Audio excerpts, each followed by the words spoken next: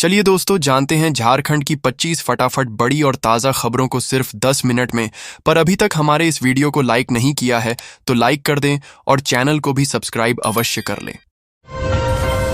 सरकार ने 22 सितंबर 2025 से सीमेंट पर जीएसटी 28% से घटाकर 18% कर दिया। इससे सीमेंट की बोरी 40-50 रुपये सस्ती होगी और कीमत 375 से 385 रुपये तक आ सकती है। घर बनाने वालों, बिल्डर्स और बड़े प्रोजेक्ट्स की लागत घटेगी। प्रधानमंत्री आवास योजना को भी फायदा मिलेगा। विशेषज्ञों का कहना है, कंपनियां दाम स्थिर रखें तो लोगों को असली राहत मिलेगी। महंगाई से जूझ रहे लोगों को बड़ी राहत मिली है। खाने के तेल की कीमतों में 5 रुपए से 8 रुपए प्रति लीटर की कमी हुई है।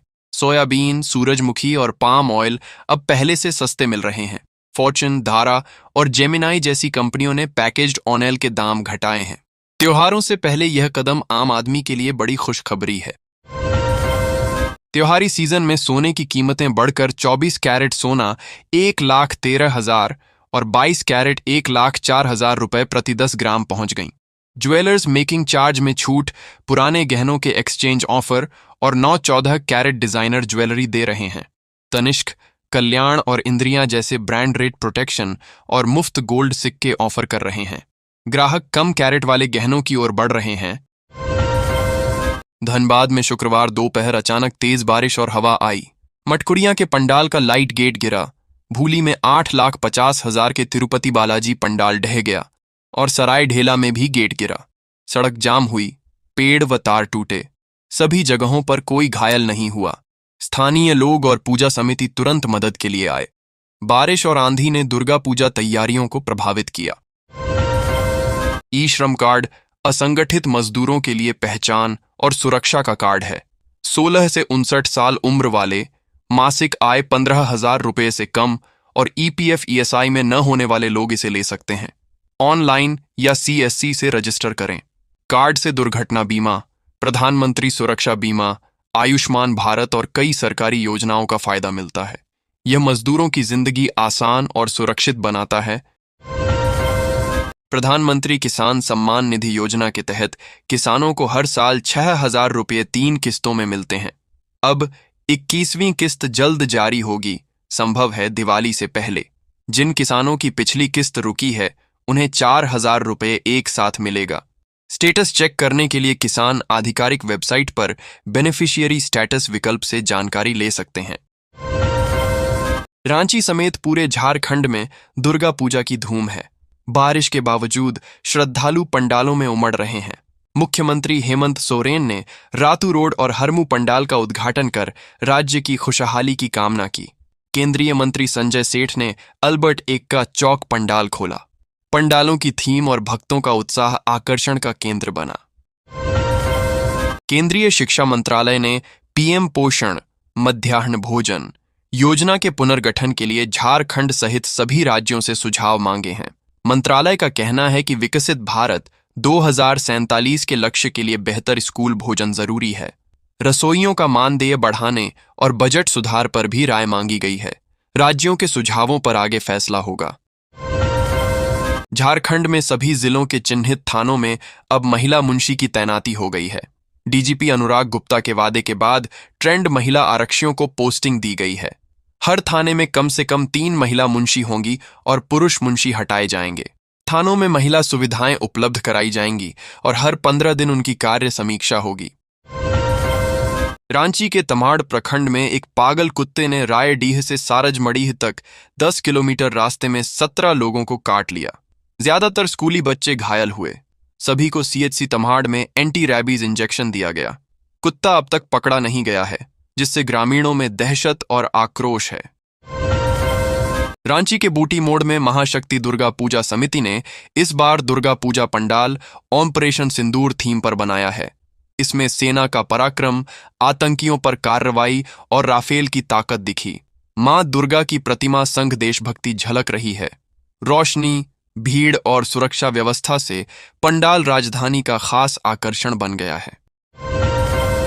सरकार ने लड़कियों और महिलाओं के लिए फ्री स्कूटी योजना 2025 के आवेदन शुरू कर दिए हैं। 24 सितंबर से आधिकारिक वेबसाइट पर फॉर्म भर सकते हैं।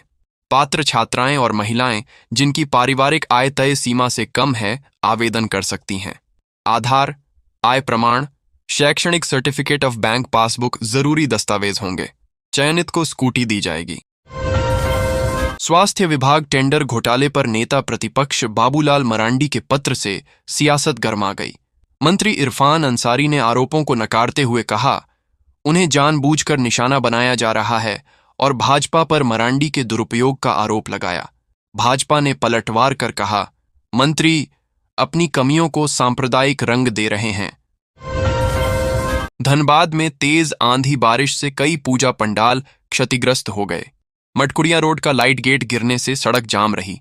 वहीं भूली बी ब्लॉक में 9,50,000 रुपए की लागत से बना विशाल पंडाल ढह गया। राहत रही कि कोई हताहत नहीं हुआ। अब समिति सुरक्षा मानकों के साथ पंडाल की मरम्मत कर रही है। गैंगस्टर प्रिंस खान के गुर्गे अदनान उर्फ अंडा की संपत्ति की अदालत के आदेश पर पुलिस ने कुर्की की। वासेपुर स्थित घर से बरामद सामान जब्त किया गया। अदनान लंबे समय से रंगदारी वसूल रहा था। पुलिस ने दरवाजा तोड़कर कार्रवाई की। प्रिंस खान रांची और कोयलांचल में संगठित गिरोह चला रहा है। गुर्गों पर पुलिस की कार्रवाई लगातार जारी है। पलामू में दुर्गा पूजा विसर्जन के लिए जिला प्रशासन हाई अलर्ट पर है।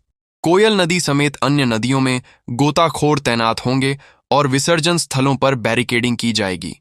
पूजा समितियों को एंट्री एग्जिट अलग रखने, पुरुष महिला अलग कतार बनाने और पर्याप्त सुरक्षा बल की व्यवस्था करने का निर्देश दिया गया है।